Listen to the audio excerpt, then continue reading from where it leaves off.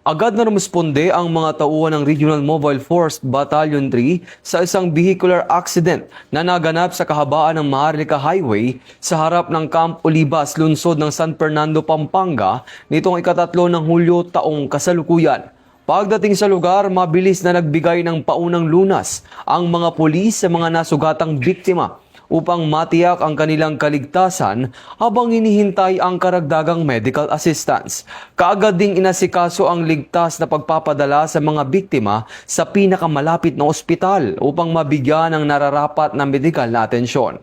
Ipinakita ng RMFB-3 ang kahandaan at mabilis na pagtugon sa mga insidenteng nangangailangan ng agarang aksyon bilang bahagi ng kanilang tungkulin sa pagprotekta sa buhay at kapakanan ng publiko. Ayon sa RMFB-3, nananatili itong nakatuon sa pagbibigay ng maagap, mahusay at makataong serbisyo sa komunidad alinsunod sa adhikain ng Philippine National Police na serbisyong mabilis, tapat at nararamdaman.